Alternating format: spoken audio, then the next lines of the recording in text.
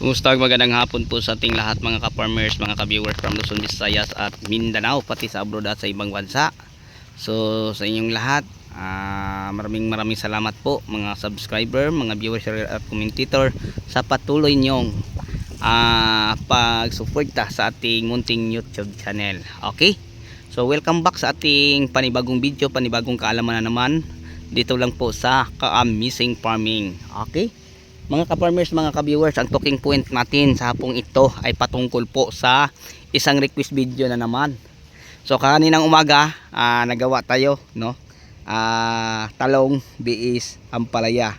Ngayon naman mga ka-farmers ay kamatis at saka ampalaya. And then dagdag niya, ang ampalaya daw ano lang 16 to 18 harvest lang daw. Ang kamatis ganun lang din. So sir, based to my experience, ano ang may magandang kitaan? So ngayon mga ka-farmers, bigyan natin ng pansin ang kanyang pinaparequest sa atin na video. Mas maganda na magawa natin mga ka-farmers para po sa kanya. At kayo ding nanonood at nakinig sa ating kwentuhan ay may mapupulot po kayo ng aral kung alin ba, no, sa dalawa, kamatis at saka ampalaya. Okay, so sa mga baguhan, no, at mahilig sa ganitong usapin about farming, bago natin pag-usapan o sasagutin ang request video o ang paggawa ng video patungkol sa kamatis at saka sa ampalaya, alin sa dalawa ang may magandang kitaan, hingi naman po ako ng favor sa inyo, no, sa mga baguhan at hindi pa nakapag-like, share, comment or nakapag-subscribe. So kung isa kang mahilig ganitong usapin mga ka-farmers, kung pwede, hingi na lang ako ng isang like, no. Tapos kung magugustuhan mo ang video, paki-subscribe na lang po o paki-click na lang sa notification bell para updated ka sa mga latest video na ating ina-upload araw-araw. Okay, so ngayon mga ka-farmers, magadefindi po, no, ang ating na experience sa pagtanim.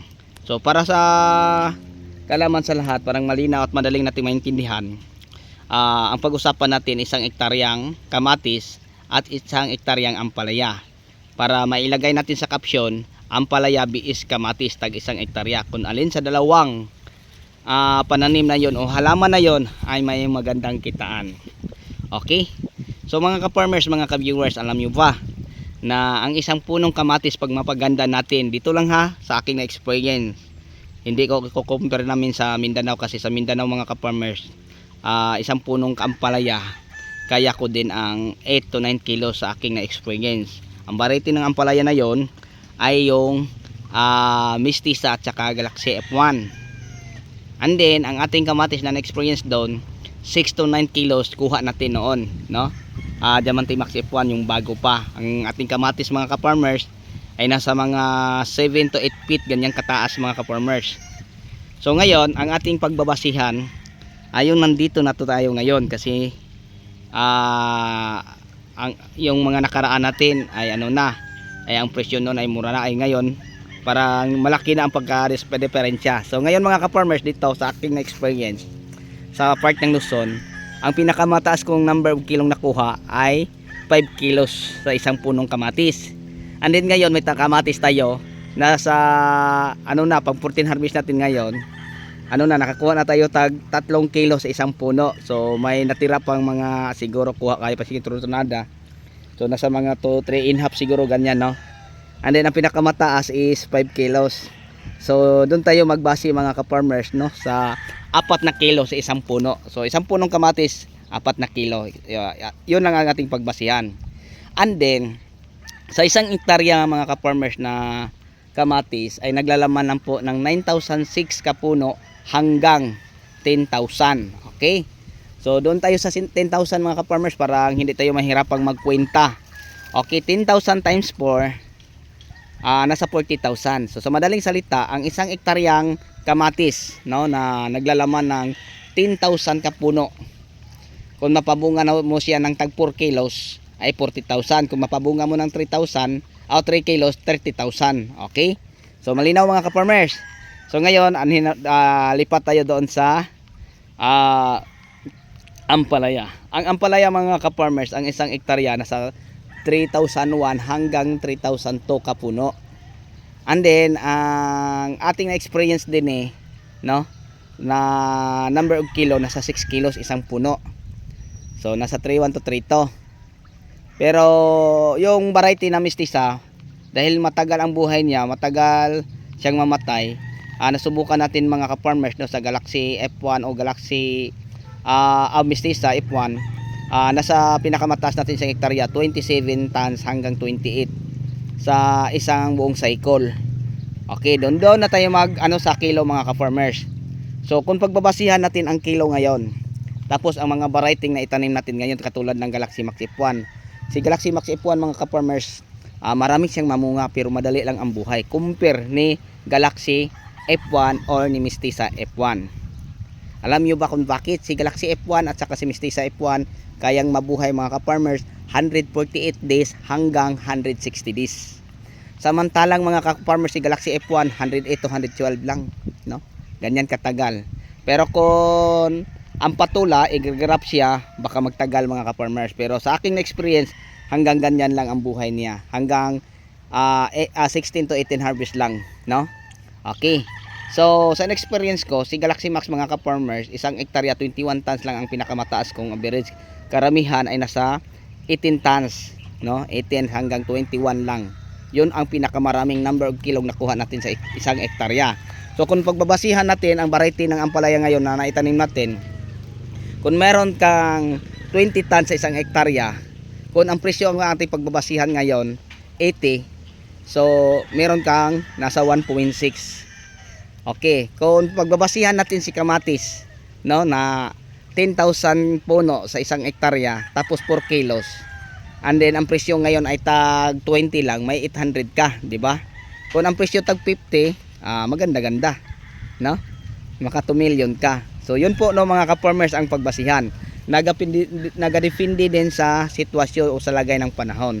Pero si kamatis mga ka-farmers, kung may mga kalamidad tulad ng bagyo o maampalaya o kahit anumang variety, sabay silang tumaas. Pero sa mga normal na panahon mga ka-farmers, ang ating pagbasihan katulad ngayon, malaki ang agwat nila kasi ang per kilo ni kamatis ngayon 20 lang, 25, ganyan lang. Sa nakarang linggo 15 lang, 15 to 20, ganyan lang. Samantalang si ampalaya 70 to 80. So panalo si ampalaya. Pero pag halimbawa ay ang presyo ng kamatis nasa mga 40 or 30 ba per kilo, parang hindi mabibitin no, si kamatis, no? Lalo na pag magtag 50 kasi marami mang number of kilo. So mga ka-farmers, mga ka-viewers, share ko lang po sa inyo, kamatis bis ampalaya, ang masagot ko magadepende sa panahon. Minsan panalo si kamatis kung kunti lang ang nagtatanim ng kamatis, di ba? Minsan panalo si ampalaya kung kunti lang ang nagtatanim ng ampalaya. Pero sa panahon na normal katulad ngayon, panalo si ampalaya kasi malaki ang diferensya sa kilo. Sabihin man natin na 20 tons lang ang makuha sa isang hektarya sa ngayong panahon, tapos tag-80 man ang kilo. Samantalang mga ka-farmers si kamatis, kahit sabihin natin 40 tons sa isang hektarya, ang kilo og tag 20 lang. Pero sa madaling salita, makamatis man at maampalaya, mga ka-farmers, mga ka-viewers, sa farming may pera.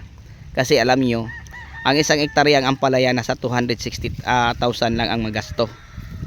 Si kamatis nasa 220, kasama na ang labor, pagkain, insecticide, fungicide, renta, lahat ng mga pangailangan mga ka-farmers, no? And then sa paghalimbawa, ang mga 260,000 mo sa ampalaya, madagdagan pa siya kasi bibilihin mo ang lahat ng mga pangangailangan hanggang 5 harvest lang. So ang pang-anim hanggang mamatay siya, mga 18 times harvest, need pa niya ang insecticide, fungicide, foliar at saka ang sahod. So madagdagan pa. Kung halimbawa mga ka-farmers ay naka 260 ka hanggang 5 harvest, siguro nasa mga 250 pa ang madagdag gasto mo, no, sa mga huling araw niya. Simula sa 6 harvest hanggang 18 harvest. No, kaya pang ubusin, no, sa mga pangailangan ang 250,000. So aabot ang gasto mo sa isang hektarya mga kalahating milyon o 500 kapin. So pag halimbawa ay nakakuha ka lang ng 15, no, 15 tons. Tapos ang kilo tag 50, 750,000, di ba? Okay. Tapos bawasan mo ng kalahating milyon na gasto, may 200 ka pa kapin na natitira. So sa madaling salita mga ka-farmers, may kita pa din sa pagtatanim ng ampalaya basta alam mo lang ang mga pangailangan o mga gagawin. So yun po ang pinaka-importante. Lamang ang may alam mga ka-farmers sa pagpa-farming like kamatis, talong, ampalaya at iba pa. Pero sa ating munting YouTube channel mga ka-farmers, share ko lang po sa inyo, marami na po tayong mga upload na video, no? Nasa 1,005 na po ang ating na-upload na video sa ating YouTube. May mga video update, tutorial, lahat mga ka-farmers ay about farming. Ganun pa man sa ating Facebook feeds, no, sa ating Reels, meron na tayong 6,000 na Reels video. So ganyan karami mga ka-farmers ang ating na-i-upload. So pwede niyo panoorin, pwede niyo subaybayan, lalo na ang ating mga live, kasi sa ating live mga ka-farmers nagbabahagi din tayo ng kaalaman. Okay, so share ko lang ha uli, sana nga sa nagtatanong, ampalaya, biis, kamatis, alin sa dalawa ang may magandang kitaan. So kung iano natin sa panahon ngayon, panalo si ampalaya. Pero pag halimbawa mga ka-farmers, tapos sa bagyo, sabay silang tumaas, parang magkasing pareho lang. So may mga panahon mga ka-farmers, sa aking experience, ang presyo ni kamatis mas mataas pa kay ni ampalaya. Depende sa supply. Pero kung ang mga farmers ay sabay-sabay magtanim ng kamatis, yan, bumaba katulad ngayon. Norte, Mindanao at saka dito sa probinsya ng Batangas, sabay-sabay ang anihan ay di mura lang. And then kulang na konti lang ang farmers sa ampalaya, ay di tumaas si ampalaya. May mga panahon mga ka-farmers na ang mataas talong, ang mababa ay ampalaya. Pero mas maraming panahon na palaging mataas si ampalaya. So winner si ampalaya mga ka-farmers. Tapos si talong, pag mag-shorted lang sa supply, yan tumaas siya. So yun po ang aking na-experience. So sana po mga ka-farmers, no, may mga ideya kayong nakukuha. So isang hektaryang talong, isang hektaryang ampalaya. So ang laman sa isang hektaryang kamatis mga ka-farmers, 9,600 hanggang 10,000 kapuno. Pag makakuha ng tag 4 kilo sa isang puno, meron kang 40,000 kilos. Kung 3 kilos lang, meron kang 30,000 kilos. So magadepende sa presyo. Kung halimbawa mga ka-farmers ay ang presyo ay nasa mga 20 lang, yun po ang tinatawag nating break even lang, may kita ka kunti lang. Tapos ang nakuha mo 30,000, so 20 lang na 600. Bawasan ng gasto mga 500 ka pen.